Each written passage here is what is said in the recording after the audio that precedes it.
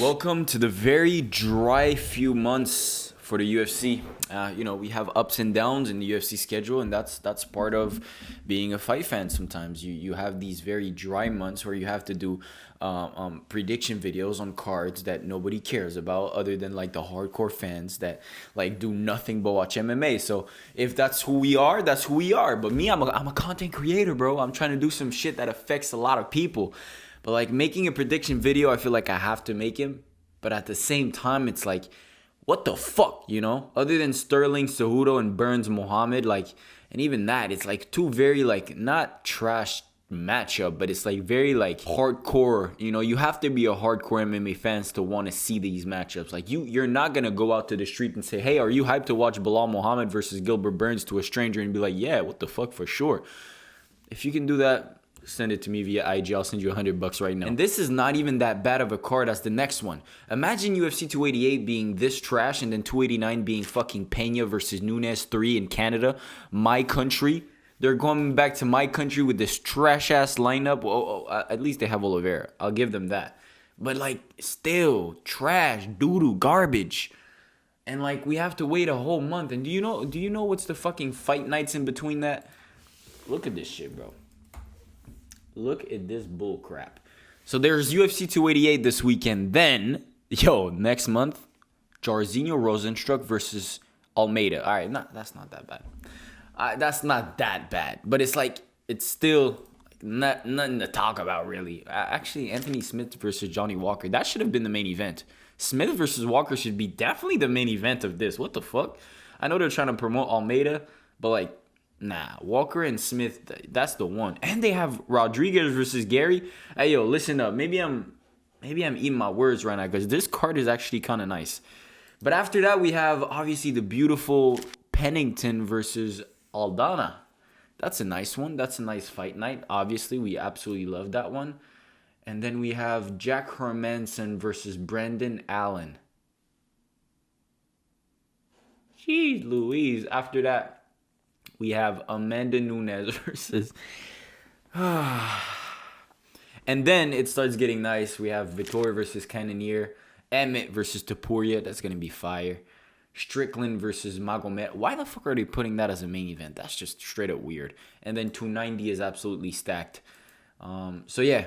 But the next few weeks, other than like, if you're a hardcore fan, you might like the Rozenstruik versus Almeida fight night. That can be very nice. There's a few nice fights on the main card, but it's still pretty doo-doo compared to the last few. Like, bro, we just had the return of John Jones. We had like Israel Adesanya come back. We had the trilogy with Leon Edwards in London. Like, now it's like pretty garbage.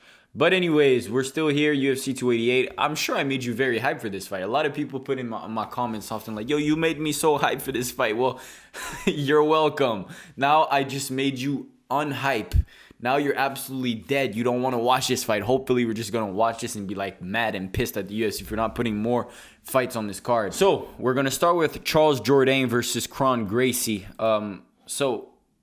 For some odd reason, Jourdain Gracie is making a return, but I've never heard of him. He must be a jiu-jitsu fighter from Brazil. I have never seen him fight before, which is very sad. Let me go see if I can actually find something on his Sherdog. So he lost to Cub Swanson in 2019 and had a few wins against Alex Caceres. And, he only had one other fight. So he's 1-1 in the UFC. And I guess he's more of a submission guy because he had one submission. Well, at least all of his wins are by submissions. So I guess maybe that's this guy. It's like a very high-level jiu-jitsu guy, especially because his name is Gracie. So you have to be careful with these types of dudes, you know what I mean? And Charles Jourdain, I think he trains at the gym I train at in Laval. So, Montreal for the newbies in the other parts of the world that don't really know Canada. So yeah, we've seen him fight. He's a tough, durable fighter. Great hands. I think he's like overall probably like more of a complete fighter. I know he had a loss in his last one before the Shane Burgos fight. Shane Burgos fight was amazing. That Shane Burgos versus Charles Jourdain fight was crazy. I think everybody knew Charles had won that fight. The judges obviously robbed him. But at the end of the day, we saw how good Charles was. You know what I mean? I don't know if it was an off night that he had. I don't remember who he fought last. It was like he fought Nathaniel Wood. He was a prospect, and he still is a prospect. So we never know, like, because some of these losses can just age like fine wine. You know what I mean? Like, they're at the beginning of their career. So these dudes are just fighting, maybe some of the next best guys in the divisions. So at the end of the day, I still think Charles Jourdain is a very good fighter, and he's a prospect at 145 pounds. So I would go with him just because I think he's a more complete fighter, and I think his jiu-jitsu might not be on the same level as Jourdain Gracie, but I think he should be enough to, like, defend. Have you ever seen, like, what's his name? The fucking, what's his name, bro? I know this guy's name. I know his name. I definitely know his name. The guy that trains with Corey Sandhagen, like a crazy jiu-jitsu guys, and he does like these Imanari roll nonstop in his fights. What's his name? He fought Ilia Topuria. Obviously, I know his name, but I don't remember now. Ryan Hall. Ryan Hall is one of those dudes. So I don't know if Jourdain Gracie has hands. Because if he has hands, it'd be good, right? But I don't like these jiu-jitsu guys that just hope and pray that they can get like a takedown or that they can get a scramble and submission. If you just pray on that in MMA, it can turn out really bad. And it's been proven with Ryan Hall against someone like Ilia Topuria, has great hands and great like overall skills as an MMA fighter. I view Charles Jourdain as the same. He's very complete. Great hands, great takedown defense, great wrestling, great everything, great jiu-jitsu as well. So I'm leaning towards Charles Jourdain, and I'm going to pick by decision.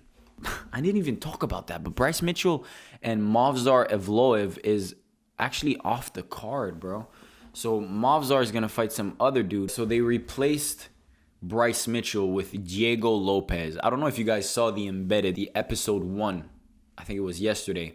And like Bryce Mitchell had like this blue shoulders. People were saying like his shoulder was like just bruised, but it was clearly not like a bruise. It felt like it was paint. Weird stuff. And for some, obviously, it's probably relating to that. He got pulled out today, I think this morning, and he's being replaced by Diego Lopes. Do we know? Am I supposed to know this guy? Are you guys going to call me casual if I don't know who Diego Lopes is? That's crazy.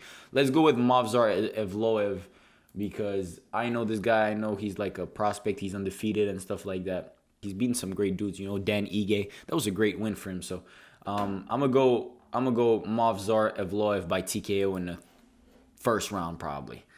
Taking a fight on 5 days' notice is tough. Jessica Andrade versus... Bro, Jessica Andrade, bro. I don't know how the UFC keeps promoting her, bro. It's difficult to promote a girl that just keeps fighting. Obviously, she's making banks and she's, like, not resting. And she's a tough fighter. She's a tough fight for everyone. But Jessica Andrade has always been tough. But Jourdain Yan... Oh, my Lord. Petr Yan's sister? That's crazy. I'm going to go with Petr Yan's sister. Just because I think she's more on the upswing, you know what I mean? Jessica Andrade is like has a tough chin and stuff, so I don't think she would get knocked out or anything like that. And I don't think Petr Yan's sister is gonna submit her, so I'm gonna go by decision. Petr Yan's sister. Belal Muhammad versus Gilbert Burns. Finally, fuck! I was trying to make it as fast as possible because I know nobody cares. Belal Muhammad versus Gilbert Burns. You know what, bro? Why did they put Charles Jourdain at the beginning? That's sad, bro. They should have put him like the third fight, but I guess they just want to like make people watch these boring ass fight in the middle. So yeah, respect the UFC. Great business. So yeah, Belal Muhammad versus Gilbert Burns, man. Also not like the most exciting fight, I should say, right? There's not like much trash talk or anything like that, or like it's not like two KO artists coming together. So it's not going to be like the most exciting fight of all time, but I think it's a very interesting style of matchup. Interesting clash of style. That's what I said in the deeper dive, and that's what I think describes this fight very well.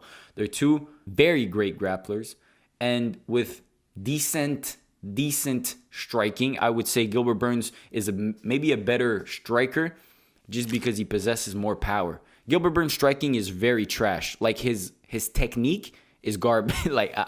Garbage. I don't want to say garbage compared to like someone like me, but I mean garbage compared to other UFC like high-level fighters. Striking is pretty mediocre. Like he doesn't have much rhythm and combinations behind him. He just throws very hard. And he's relentless, Belal has that same style. I just think because he has a little less power, Belal's striking might be even technically a bit better than Gilbert Burns, because in his last fight against Brady, he would throw like way better combinations and stuff, slip, uppercut, jab. He would throw to the body and stuff, which Gilbert Burns, you don't see him do that often, He throws like just big overhands with a lot of power in it. So this is a very interesting fight, because they both have very a similar fighting style, to be honest. Like, they're very similar as fighter. I know a lot of people lean towards Gilbert's for some reason. Obviously, I don't make picks even before this. I should have like a note and stuff. But for some reason, I'm leaning towards Belal. Obviously, Burns fought 3 times this year, which is absolutely wild. 3 times in like 4 months. Crazy, absolutely crazy. But is that good? Like, to a certain extent, activity is great, but like 3 times in 4 months is like, you can't even let your body heal properly. I know Belal is also coming off like a big layoff. Hasn't fought since 280. Hasn't fought also had like Ramadan in the middle. So it's like they're both, I don't think they're gonna be in like the best shape ever. I would probably lean towards Gilbert Burns to have to be in better shape, just because he's been coming off. But there's also the other side of it, which is like you have to let your body recover and heal after these big fights, And like, he fought 3 weeks ago. Like, there's no time, like 4 weeks ago, I think 3-4 weeks ago. So there's no time to like heal for Gilbert Burns. Unfortunately, this motherfucker went right back into training camp, and yeah, he's made of something special. I heard in the submission radio there was some rumors that he almost admitted that he took steroids. I don't know if that's true or anything like that. Since November, I introduced a lot of things to my training routine. But yo, that would explain some shit with Gilbert Burns, because bro, taking 3 fights in 4 months is wild. But hey, yo, if he doesn't get caught, bro, just make your money. It is what it is. I'm not saying it is what it is in terms of take your steroids, but if he doesn't get caught, we're not gonna start I'm not gonna start spreading rumors or anything like that. But yeah, who am I picking? I'm picking. Fuck, this is tough. I have to pick Belal, bro. I just think Belal is like maybe just a bit more technical, and Burns is like, I would give Burns like the puncher's chance in this fight for some odd. I don't think Burns is a good fighter. Oh my God, this sounds bad. Yes, he's a good fighter, but I don't think Burns is like better than Belal in any area. I think he possesses more power and his jiu-jitsu is better, but he'll have to catch him, and he'll have to catch him in a submission. So if by bounce of probability, I would say Belal is probably a better wrestler, probably might be able to hold him to the ground, have some better cardio, and technically his striking is a bit better too. Underrated, bro. I'm telling you. This is going to be a great fight. It's definitely going to be close, and both guys are going to have their moments, but I have to lean toward Belal just because of that pressure and cardio. Let's move on. Main event time. Henry Cejudo versus Aljamain Sterling. There's a lot of factors in this fight. Cejudo's coming off a big layoff. He's been fat, right? I know he's probably been training, but yo, y'all saw the video, bro. This dude was fat as fuck for a while. Sterling doesn't have great, like, if we're being real, Cejudo's probably the better fighter, right? In their prime, like, Cejudo probably wins. But like I said, this is like a different version. I do think Cejudo's very committed to this comeback and stuff. Like, he really wants to be back. Hopefully he's not injured. I saw some videos with him, like, with a thing on his face and also like this thing on his shoulder. So hopefully he's not coming off like this weird surgery or like the TJ Dillashaw route. Hopefully not. But like I said, the long layoff, the retirement stuff, it's just, I think it creates like some doubts, when you come back. But at the same time, a lot of dudes have done it. John Jones, GSP, Dominic Cruz, a lot of dudes have taken, layoff and came back and been able to win. I just don't know if Cejudo is a part of that club, right? A lot of people want to say the greatest combat sport athlete. Don't remember, greatest combat sport athlete of all time. Okay, he might be there, but he's not one of the greatest fighters of all time. You just cannot say that. He's just not there yet. Hasn't defended that belt enough times. He fought Demetrius Johnson. He beat Demetrius Johnson in a close fight to win the title. Defended it once against TJ Dillashaw. Won the title against Moraes. and defended it once against Cruz. Like, that's a great run, but that's not greatest GOAT material yet for MMA. So I just have to put it out there. People want to put him with GSP and John Jones. That's premature, in my opinion. Now, if he wins this and like I just don't like the whole like moving up, bro. Can you just stick around a little bit? Like, he already talking about moving up to Volkanovski and shit. I'm just like, bro, defend your belt for a while, bro. That's the hard part, in my opinion, you know? Because when you're always moving up, the pressure's off of your shoulders. You're like going up after a giant and stuff. But like defending your position is also very valuable in the UFC. And you have to like commend these dudes. I just remember I forgot to fucking open this the whole time. For fuck's sake, bro. This is much better, isn't it? For fuck's sake. Whatever. So, yeah, I think I value defending your title a lot, and I think it's very important. You see guys like Conor McGregor, you can't be considered one of the GOAT if you've never defended your belt. You have to defend it for a while. That's my point, but at the same time, I do believe Cejudo is just a complete fighter. He's a better fighter, in my opinion, than Sterling in every area. People are talking about human backpack, and he might, like, that's if he gets to the body of Cejudo, which is an Olympic wrestler. So yeah, to be honest, like, this might not be close. Sterling is a great fighter, but his run as the champion has been very lucky, if we're being honest. You know, lucky decision against Petr Yan the first time, lucky decision the second time, I'm being honest, and then a lucky win against a one-armed TJ Dillashaw. Like, that's just lucky, let's be real. So, like, I don't know if like the gods are still in his favor, trying to give him some more luck in this fight, so we never know. But if they're both healthy, I would favor Cejudo, and I would favor Cejudo by pretty dominant fashion, to be honest. So we'll see. I would have to go. Oh man, this is tough. Do I see Cejudo finishing Sterling though? By what though? By TKO? Like, yeah, maybe. I'll go Cejudo by TKO in the third round. I think Cejudo has to push the pace. He can't let Sterling just run around the cage the whole time. He has to like trap him in some corners and defend the takedowns, because Sterling will be shooting for dear life because his striking is so poor, bro. Probably the champion in the UFC with the trashiest striking, the worst striking in the UFC, bro. So you got to work on your striking, bro. It's like a striker with no grappling, bro. You have to work on both if you want to be an MMA champion. Like, it just is what it is. Like, bro, this dude throws like this, and I don't know. It's just very bad technique. But that's my opinion. I'm going Cejudo by third round TKO. So those are my picks. Put your picks down below. Hopefully I didn't rant and banter for too long. I'm gonna let you guys get back to your day, and hopefully we have some stuff juicing up in the next few days, few weeks, for me to like be hyped up and make some cool videos. Because like I said, bro, like this